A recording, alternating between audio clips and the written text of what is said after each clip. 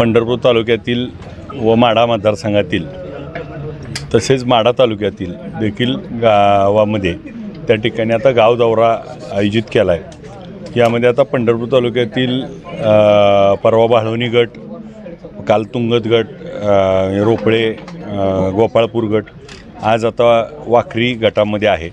आणि मग प्रत्येक गावात जाऊन इच्छुक उमेदवारांशी चर्चा, कोण आपल्याबरोबर इच्छुक आहे, त्यांचं काय म्हणणं आहे, त्या गावातल्या समस्या अडचणी त्या सगळ्या समजून घेऊन सगळ्याला सोबत घेऊन उद्याच्या निवडणुकीमध्ये 8 जिल्हा परिषदेमध्ये पंढरपूर तालुक्यातील 8 गटामध्ये 8 उमेदवार आणि पंचायत समितीमध्ये 16 उमेदवार उभा करण्याच्या दृष्टीनं आमची सगळी तयारी आणि गावभेटी त्या ठिकाणी सुरू आहे।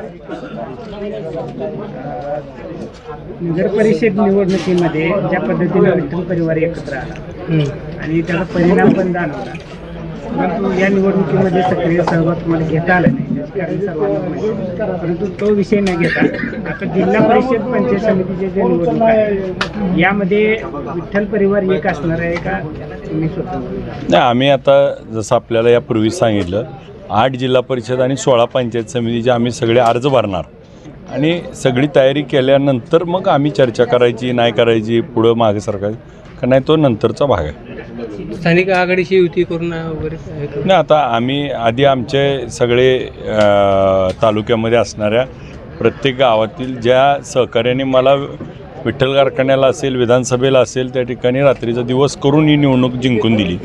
मग माढा तालुक्यातल्या सगळ्या पंचायत समिती जिल्हा परिषद गटांनी मला निवडून दिलं, त्या सगळ्यांची ही निवडणूक आहे। त्यांना आता खरं त्यांच्या पाठीशी उभा राहण्याची निवडणूक आहे। त्यामुळे हेवेदावे बाजूला ठेवून ती लोक त्या ठिकाणी निवडून येतील यासाठी आम्ही त्या ठिकाणी प्रयत्न करू। उमेदवार निश्चित करताना कसं आपण निकष ठेवताय, कशा पद्धतीने काम चालू? आता उमेदवारीच्या बाबतीमध्ये त्याचा जनसंपर्क असेल, तो सगळ्यांच्या संपर्कात नसेल, त्याचे सगळ्याबद्दलचं जे आत्मीयता मत आहे आणि सगळ्या गावाशी संपर्क असणारा चांगला कार्यकर्ता, शक्यतो तरुणांना संधी यात मिळेल अशा पद्धतीचा, आणि ज्यांनी त्या ठिकाणी उद्या निवडून दिल्यानंतर या समाजाची सेवा करेल अशा पद्धतीची जी समाजभूमिक नेतृत्व आहेत त्यांना त्या ठिकाणी संधी देण्याचं आम्ही काम करू। आज काय म्हणणं आलं कार्यकर्त्यांचं आणि काही जणांचं म्हणणं आलं, तुम्ही जो निर्णय घेतला आता प्रत्येक गावात भेटल्यानंतर त्यांचं मत घेतलं पाहिजे।